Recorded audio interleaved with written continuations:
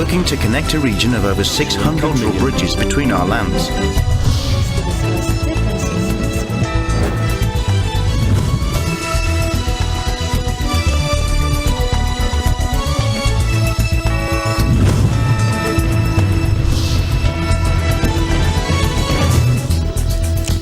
Good evening, I'm Alma Angeles, and you're watching ASEAN in Focus on tonight's headlines. Qatar's Prime Minister told Thailand's visiting foreign minister that efforts were ongoing to secure the release of hostages, including Thais held by Palestinian militant group Hamas, despite their complexity. Sheikh Mohammed bin Abdulrahman Al Thani made the remarks as Thailand's Parn Pri Pahida Nukara began an urgent trip to Qatar and Egypt for talks on the fate of 22 Thais taken hostage by Hamas in its attack on Israel. Top Chinese and Russian officials warned that foreign forces were seeking to sow turmoil in Asia and beyond. Hundreds of homes, crops, and portions of the national highway and railway have been submerged in floodwaters in the central province of Hat Thiên in Vietnam. And Myanmar officials met with Rohingya refugees in Bangladesh again to discuss a long-stalled repatriation plan. Bangladesh has repeatedly said any repatriation would be voluntary, but several Rohingya earmarked for the return program told the AFP they had been threatened into joining.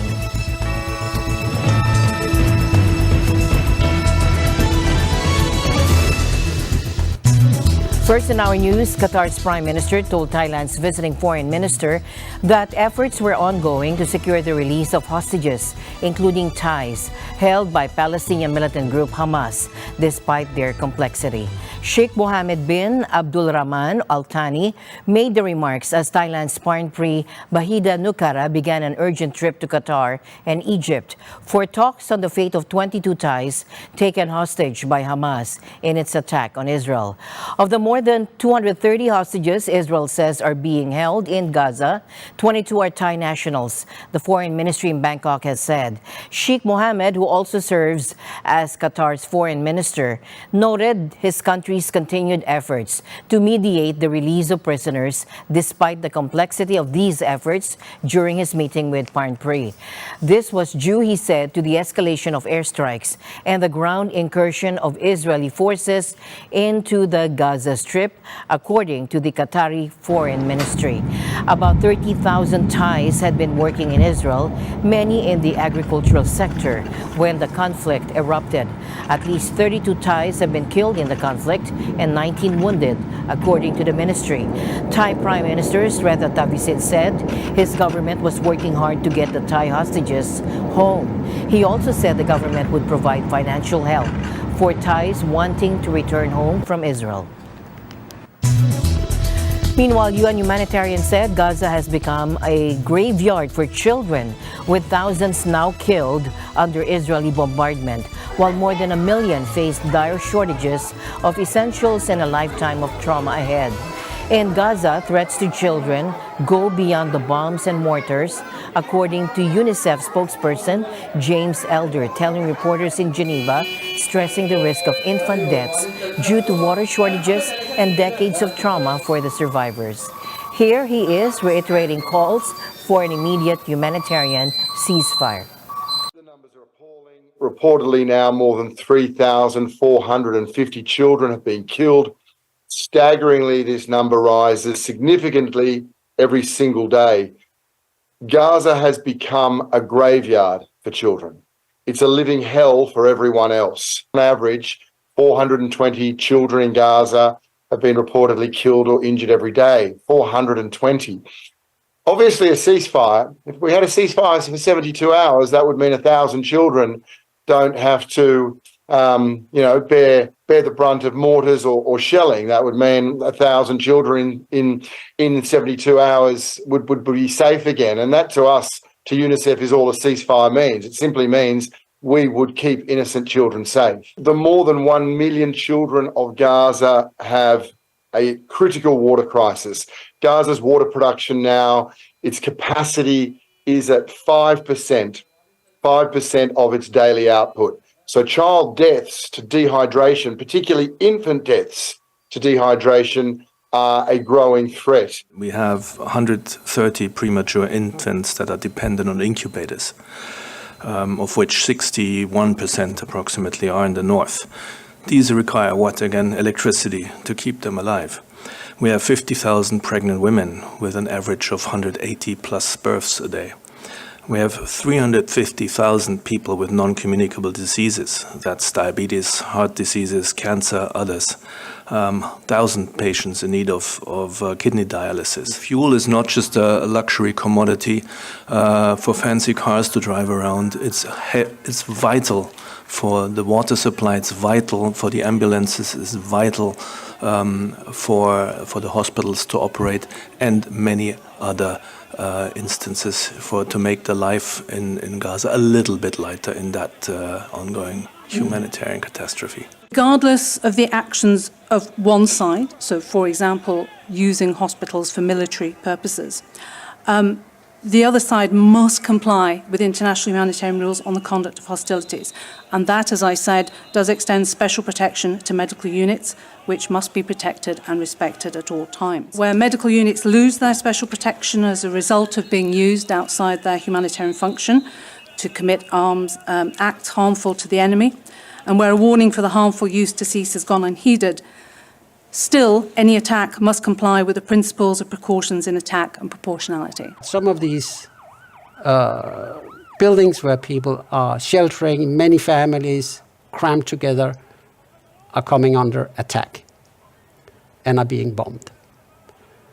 So it's hard to find words to describe the horror from first fleeing a home that may have been bombed out completely, seeking shelter, to family members who are themselves already wit's end, and then being bombed again and again, and perhaps again.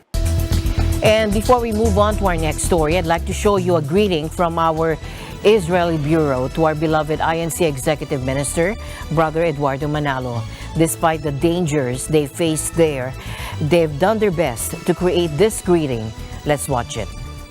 Kahit po mapanganib at delikado ang sitwasyon dito sa bansang Israel ngayon dahil sa digmaan, ay ligtas at payapa pa rin po kami nakapaglilingkod sa ating Panginoong Diyos. Ang laging nagbibigay ng inspirasyon sa amin ay ang ating tagapamahalang pangkalahatan. Kaya po mula sa aking sambahayan dito sa lokal ng Tel Aviv ay bumabati po kami sa ating tagapamahalang pangkalahatan, ang kapatid ni Eduardo B. Manalo. Happy birthday po! Mahal na mahal po namin kayo.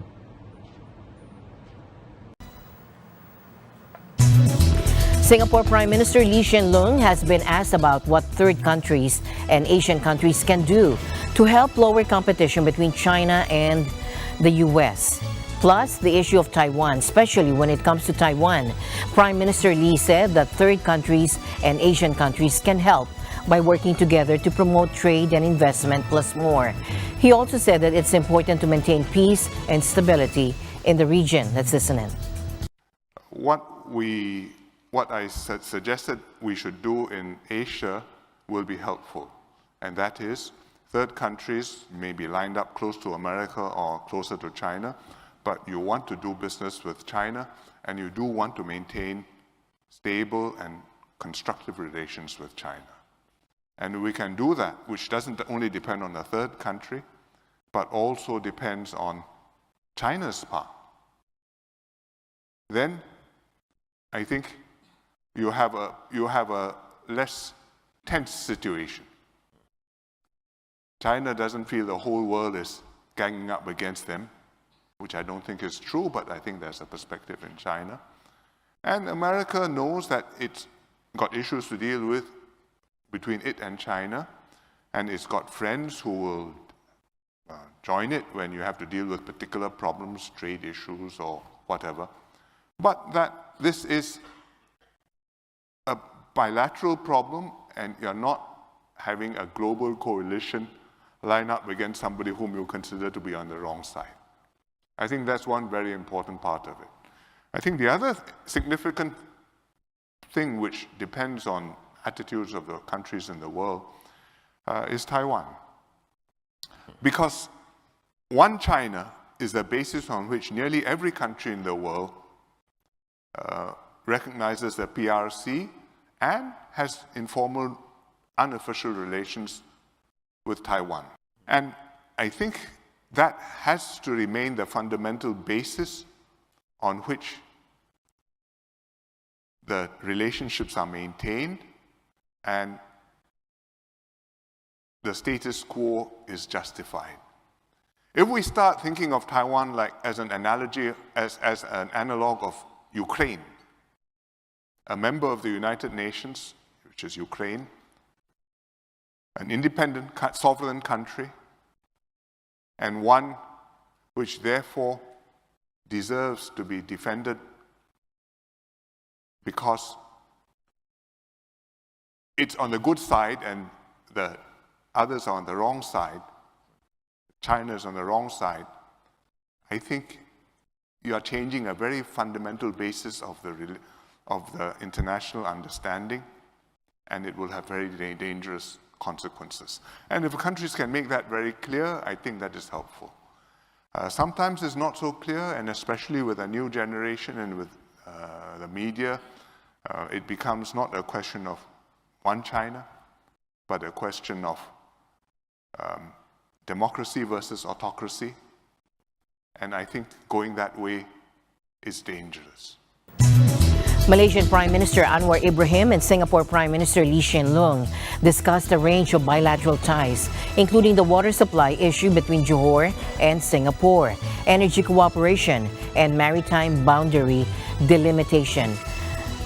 On the water supply issue, Anwar Ibrahim acknowledged the long-standing issue and emphasized the importance of upholding commitments and finding a collaborative resolution to bolster Johor's water capacity. He also proposed the potential involvement of Singapore in managing the Johor River, which has been long outstanding. Our position is clear that we have to honor the commitment and supply water from Johor to Singapore. And to that end, we will have to work jointly to ensure that Johor would be able to enhance the capacity through Johor River to supply both for Johor needs, which is also expanding, here, and for Singapore. On energy cooperation, Anwar Ibrahim emphasized Malaysia's commitment to supplying energy, leading to increased investments and the establishment of data centers in the country. And on the renewable energy, of course, there'll be commitment on the part of Malaysia to supply, because it would be of immense help. That is one of the reasons why you have increased investments into Malaysia, including data centers being set up. And our commitment to accelerate the proposal by Sarawak to export energy to Indonesia and, in this case, to Singapore.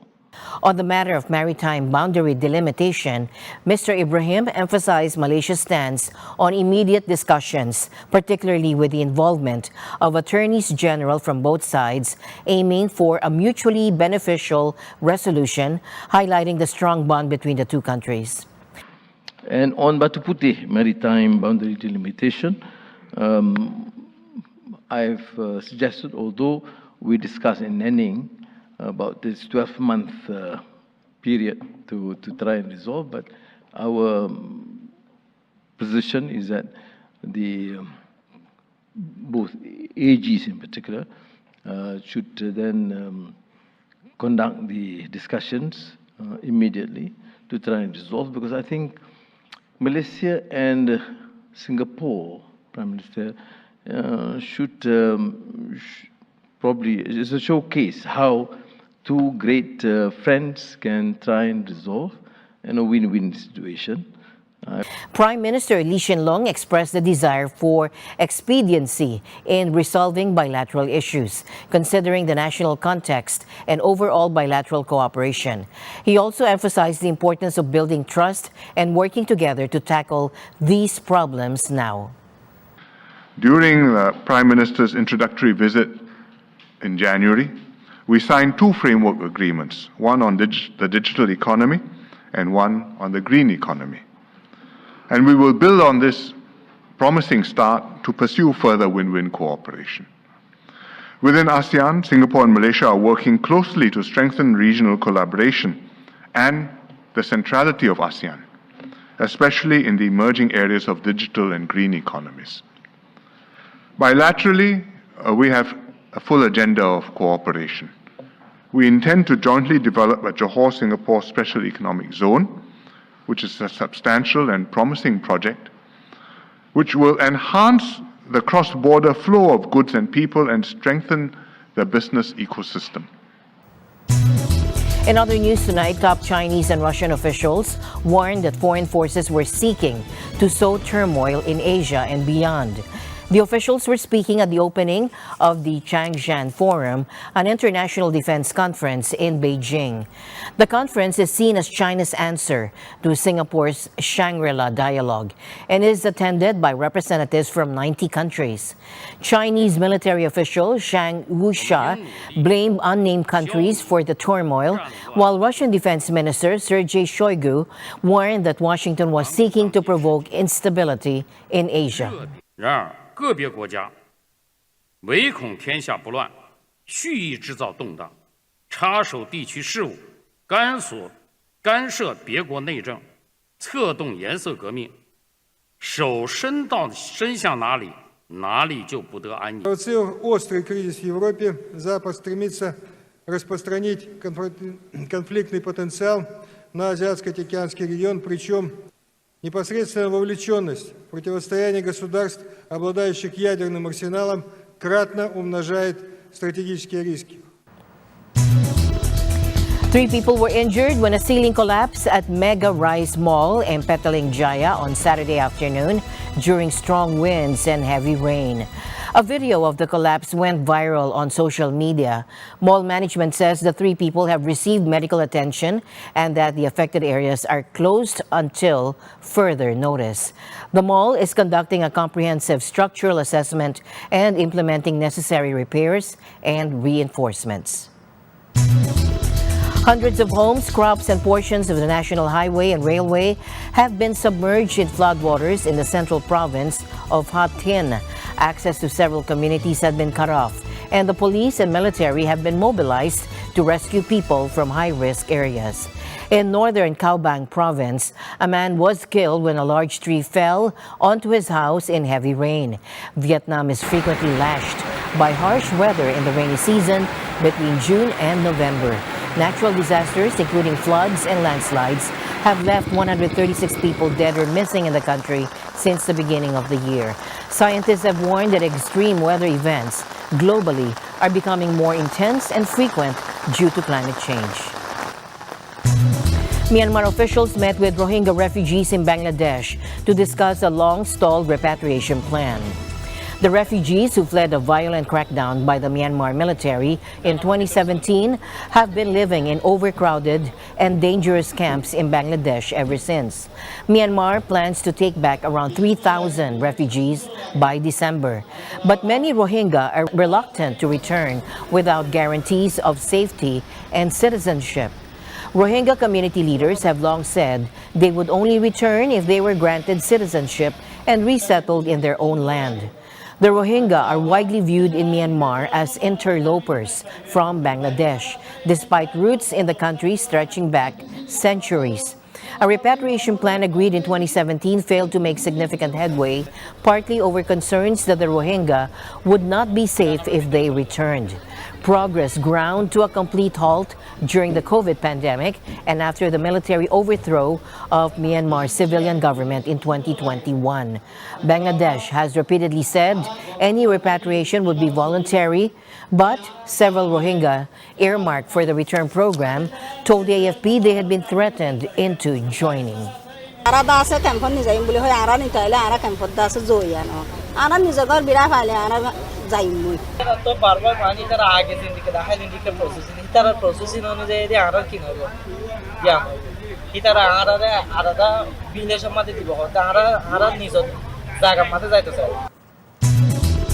Myanmar ethnic rebel groups launched coordinated attacks on the military across the country's north, posing a fresh challenge to the junta as it struggles to quell resistance to its rule.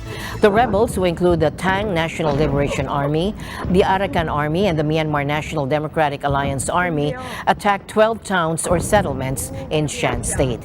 Fighting is ongoing around Lasio, Musei, Shinchewa, and Lakai. The rebels have not yet released any information on casualties or whether they have taken any territory. The junta hasn't responded to requests for comment. The attacks come as the junta is already facing a nationwide resistance movement.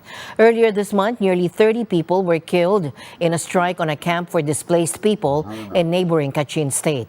The Kachin Independence Army blamed the junta for the attack. The latest attacks by ethnic rebel groups are a significant setback for the junta, as they show that it's struggling to control the country's borderlands.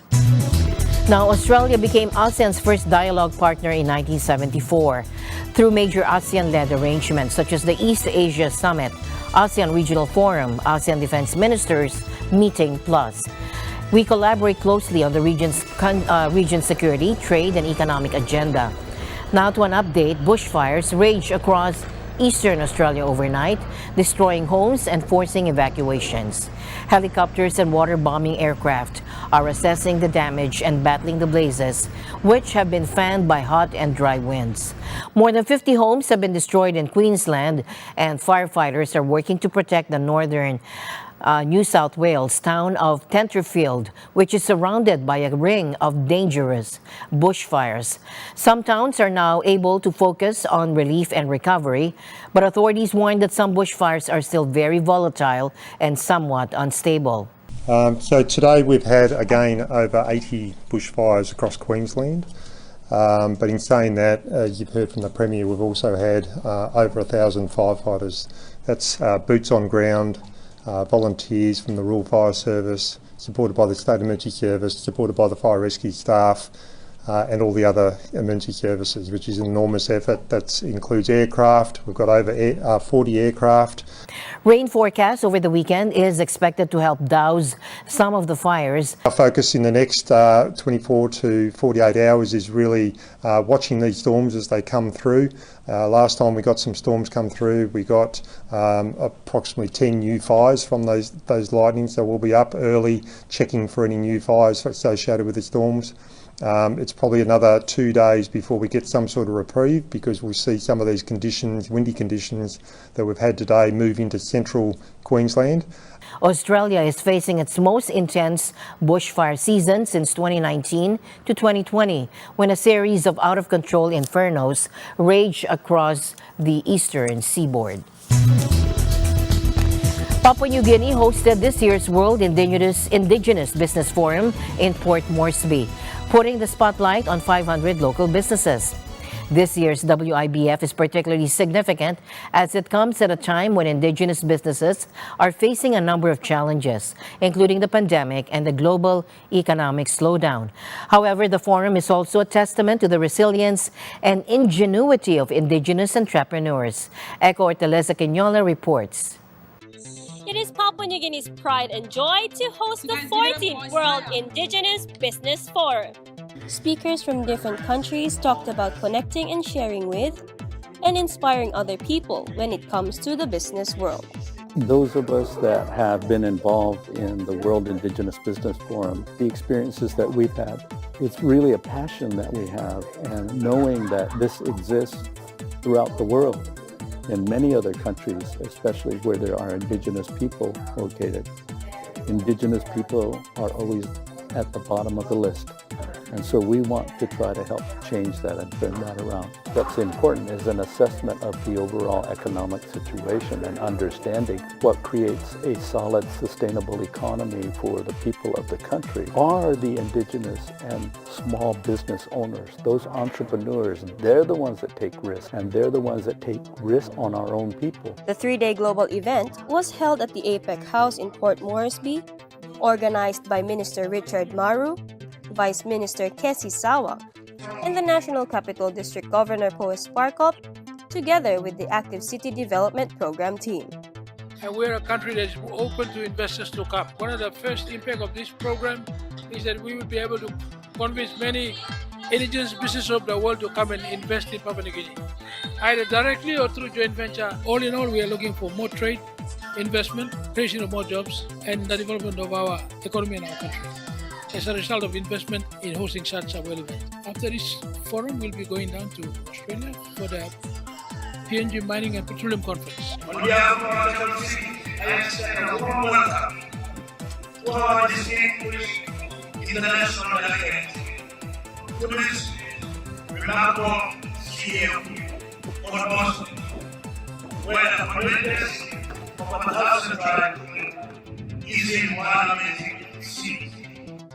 Prime Minister James Marape urges investors to explore trade opportunities in Papua New Guinea. Government is also cognizant of the fact that we need to have the enabling environments. We're working our very best to eliminate impediments in commerce, trade, and business to ensure our local business prosper and grow. Local business owners showcase products, forge partnerships, and widen market prospects among the diverse countries represented at the forum. From Port Moresby, Papua New Guinea, Echo Hortaleza Quinola, Eagle News, we live in extraordinary times. In honor of Filipino American History Month, the Philippine Consulate General hosted a book reading event. Join us as we celebrate the rich culture and heritage of Filipino Americans through the power of literature. Joanne Soriano reports from New York. October is known as Filipino American History Month to commemorate the first documented arrival of Filipinos to the continental United States over 430 years ago at Morro Bay in California. This month-long event brings awareness to the achievements of Filipinos in American history, which tonight was celebrated with a book reading at the Philippine Consulate General in New York. We're actually very honored to have these two ladies with us today because we really want to promote celebrations and events such as this to highlight Filipino American History Month and the contributions that the Filipino American community has given to the United States.